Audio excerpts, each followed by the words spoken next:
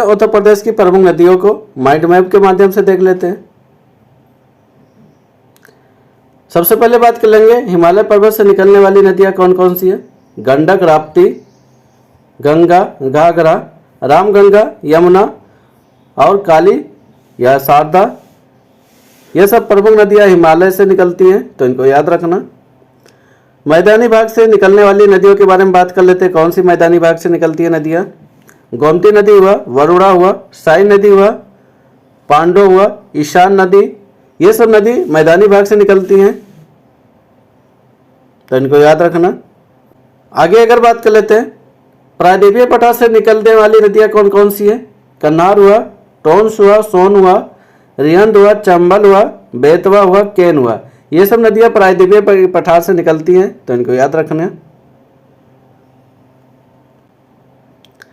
अब हम लोग देखते हैं हिमालय नदी से निकलने वाली नदियाँ कौन कौन सी। गंगा की सहायक नदी है, तो इनको याद रखना। गंगा नदी हुआ, रामगंगा हुआ, गोमती हुआ, घाघरा हुआ, गंडक हुआ, कोसी हुआ, ये सभी नदियाँ आगे जाके गंगा नदी में मिल जाती है, यानी गंगा की सहायक नदियाँ हैं। वही हम बात कर लेंगे यमुना भी जाकर गंगा में ही मिलती है। टोंस हुआ, सोन हुआ, ये सभी नदी गंगा की सहायक नदी है, तो इनको याद रखना। इनका डायरेक्शन जरूर याद कर लेना, कौन उत्तरी भाग से मिल रही है, कौन दक्षिणी भाग से मिल रही है, तो पूछ लिया जाता है। तो उत्तर किनारे से मिलने वाली नदियाँ कौन कौन सी है। गंगा हुआ, रामगंगा हुआ, गोमती हुआ, घाघरा हुआ, गंडक हुआ, कोसी हुआ, ये सब नदियाँ उत्तरी किनारे से मिलने वाली नदियाँ हैं। वही दक्षिणी किनारे से मिलने वाली नदियाँ हैं यमुना, टोंस, सोन, ये सब नदी हमारे दक्षिणी किनारे से गंगा की सहायक नदी है, तो ये पूछ लिया जाता है उत्तर से कौन सी सहायक नदी मिलती है गंगा की, और दक्षिण से कौन सी सहायक नदी है गंगा की, ये पूछ लिया जाता है। आगे बात कर लेते हैं उद्गम स्थल के बारे में बात कर लेते हैं। सबसे पहले बात कर लेते हैं गंगा नदी का उद्गम स्थल, तो ये गौमुख यानी गंगोत्री हिमनद से इसका उद्गम स्थल है। गौमुख या गंगोत्री से इनका उद्गम स्थल है, तो इनको याद रखना। उद्गम स्थान आगे बात कर लेते हैं। उद्गम स्थान पर मुख्य धारा इनका भागीरथी के नाम से जाना जाता है, तो इसको याद रखना। संयुक्त धारा आगे चल के भागीरथी और अलकनंदा से मिलकर ये गंगा नदी के नाम से जाने जाते हैं, जो कि देवप्रयाग से इनका नाम गंगा पड़ जाता है। आगे बात कर लेते हैं विस्तार इनका। उत्तराखंड, उत्तर प्रदेश, बिहार, झारखंड, पश्चिम बंगाल, गंगा नदी का विस्तार है। गंगा नदी डेल्टा बनाती है, तो उसको याद रखना। कहाँ पर डेल्टा बनाती है, तो बंगाल की खाड़ी में ये अपना डेल्टा का निर्माण करती है, यानी अगर देखा जाए यह बंगाल की खाड़ी में जाकर अपना मुहाना बनाती है। लंबाई की बात कर लेते हैं। उत्तर प्रदेश में कितनी लंबाई है ट्रेवल करती है, तो याद रखना 1450 किलोमीटर यह उत्तर प्रदेश से होकर गुजरती है। गंगा नदी के किनारे स्थित प्रमुख शहर की बात कर लेते हैं। फर्रुखाबाद हुआ, कन्नौज हुआ, कानपुर हुआ, वाराणसी हुआ, प्रयागराज हुआ, मिर्जापुर हुआ, गाजीपुर हुआ, ये सभी गंगा नदी के किनारे स्थित प्रमुख शहर हैं। आगे बात कर लेते हैं राप्ती नदी के बारे में। इसके उद्गम स्थल की बात कर लेते हैं, तो रुक्मकोट नेपाल के इसके उद्गम स्थल की बात करते हैं राप्ती नदी का, तो यह रुक्मकोट नेपाल से इसका उद्गम स्थल है। मुख्य सहायक नदी की बात कर लेते हैं। इसकी एक सहायक नदी है राप्ती नदी का, रोहड़ी है। पूछा जाता है रोहड़ी किसकी सहायक नदी है, तो राप्ती नदी की सहायक नदी है। राप्ती नदी के मुहाने की बात करते हैं, तो ये घाघरा नदी में जाके आगे मिल जाती है देवरिया में, तो इनको याद रखना। टोंस नदी की बात कर लेते हैं उद्गम स्थल की, तो तारमाकुंड कैमूर सेड़ी यानी मध्य प्रदेश से इनका उद्गम स्थल होता है, तो इसको याद रखना। प्रमुख सहायक नदी की बात कर लेते हो, तो बेलन नदी टोंस नदी की सहायक नदी है। पूछा जाता है बेलन किसकी सहायक नदी है, टोंस की सहायक नदी है। संगम की बात कर लेते हैं, यह गंगा नदी में जाके अपना मुहाना बना देती है। यह सिरसा प्रयागराज में स्थित है, वहीं पर जाकर ये अपना मुहाना बनाती है टोंस नदी, तो इनको याद रखना। आगे बात कर लेते हैं घाघरा नदी का उद्गम स्थल की बात करेंगे। माप चाचुंगो हिमनद से इनका उद्गम स्थल है, जो कि तिब्बत में स्थित है। सहायक नदी की बात कर लेते हैं। घाघरा नदी की करनाली हुआ, सिख हुआ, टीला हुआ, सेंटी हुआ, बेरी हुआ, राप्ती हुआ, छोटी गंडक हुआ, ये सभी घाघरा नदी की प्रमुख सहायक नदियां हैं, तो इनको याद रखना। अन्य नाम इनकी बात कर लेते हैं। ये सरयू नदी के नाम से भी जाना जाता है और इनके किनारे स्थित शहर की बात कर लेते हैं तो अयोध्या इन्हीं के किनारे स्थित शहर है। संगम नदी की बात करते हैं, जाके किसमें अपना मुहाना बनाती है, तो ये गंगा नदी में यानी छपरा के पास बिहार में यह जाकर अपना मुहाना बनाती है। आगे बात कर लेते हैं यमुना नदी का उद्गम स्थल की बात करते हैं। यमुनोत्री हिमनद से इनका उद्गम स्थल होता है बंदरपुर, तो इसको याद रखना। यमुनोत्री हिमनद पश्चिम ढाल बंदरपुर से इसका उद्गम स्थल होता है। अपवाद क्षेत्र की बात कर लेते हैं। उत्तराखंड, हिमाचल प्रदेश, हरियाणा, दिल्ली, उत्तर प्रदेश में इनका अपवाद क्षेत्र यानी इतने राज्यों से होकर ये गुजरती है। आगे बात कर लेते हैं सहायक नदी के बारे में बात करती है और कहाँ पर ये अपना मुहाना बनाती है। सहायक नदी इनकी चंबल हुआ, बेतवा हुआ, कैन हुआ, ये सभी सहायक नदियाँ हैं इनकी। मुहाना की बात कर लेते हैं, आगे चल के ये गंगा नदी से मिल जाती है।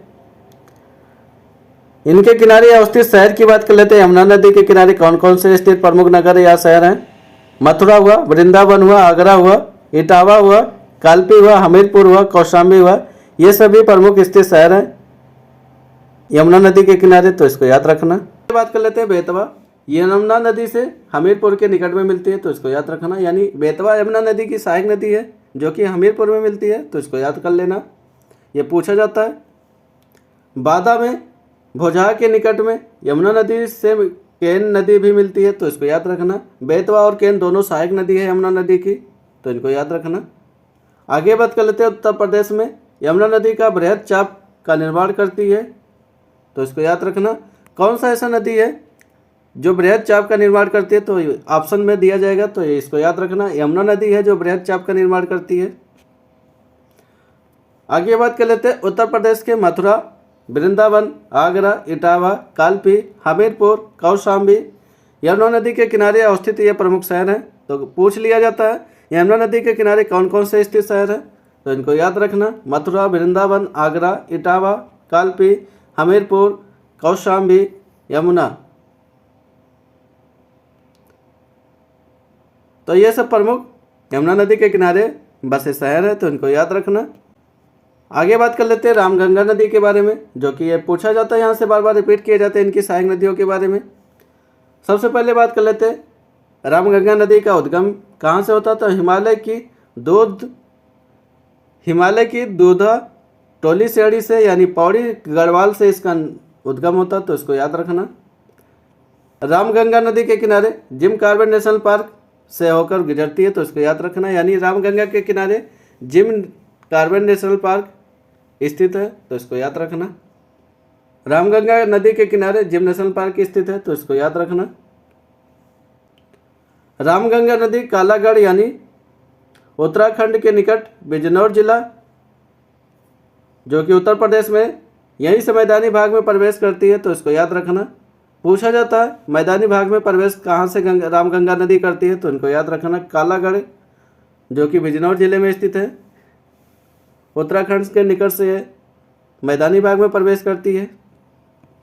आगे बात कर लेते हैं शारदा नदी के बारे में। शारदा नदी का उद्गम के बारे में देख लेते हैं। कुमाऊं हिमालय या मिलाप ग्लेशियर से इनका उद्गम होता है। प्रारंभ में इसे काली गंगा कहा जाता है या गौरी गंगा के नाम से जाना जाता है, इनको याद रखना। शारदा नदी को प्रारंभ में काली गंगा या गौरी गंगा कहते हैं।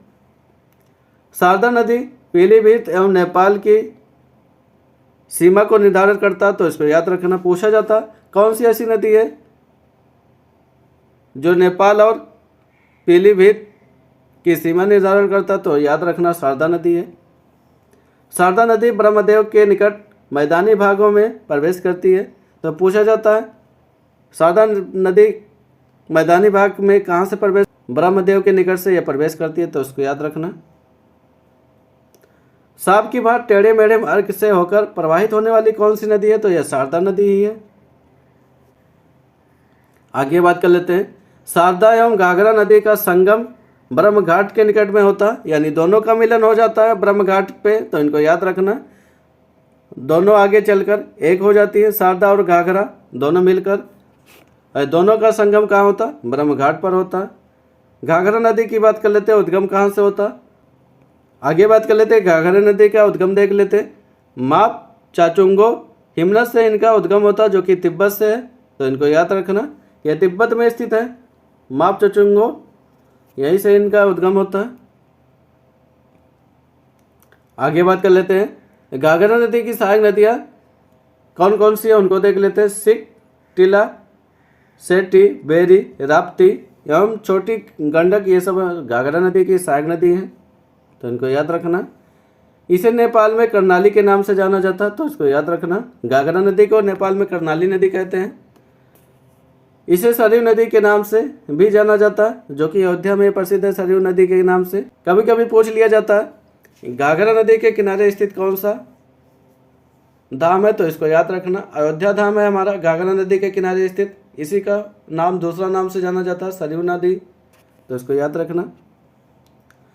1080 किलोमीटर प्रवाहित होने के बाद में यह नदी छपरा के निकट गंगा नदी से मिल जाती है, तो इसको याद रखना। आगे बात कर लेते हैं अगली नदी के बारे में। राप्ती नदी हमारा है। राप्ती नदी के उद्गम की बात करते हैं। रुकुम कोट किस राप्ती नदी के उद्गम के बारे में बात कर लेते हैं। ये रुकुम कोट से इनका उद्गम होता है।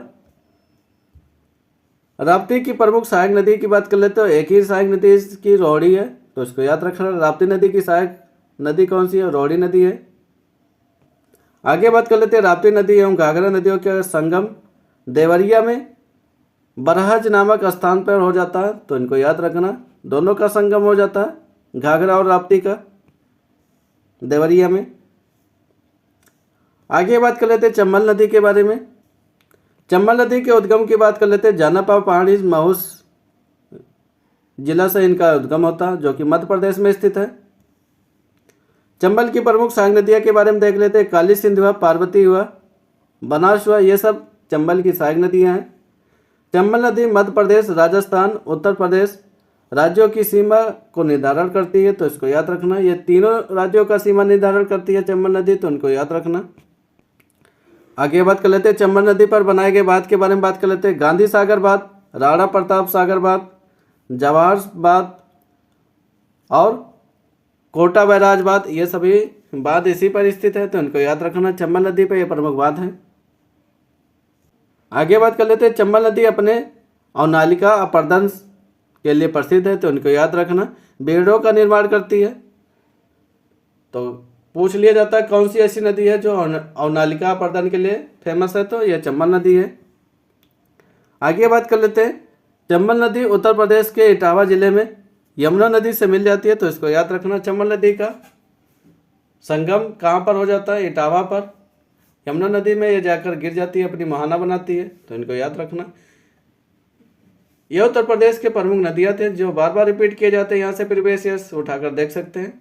तो आप सभी को ये वीडियो अच्छा लगा हो तो लाइक करें, शेयर करें और सब्सक्राइब करना ना भूलें। लोगों तक शेयर जरूर किया करिए। आप सबका सपोर्ट ही हमारा मोटिवेशन है। अंत तक वीडियो में बने रहने के लिए आप सभी को बहुत बहुत धन्यवाद। Thank you.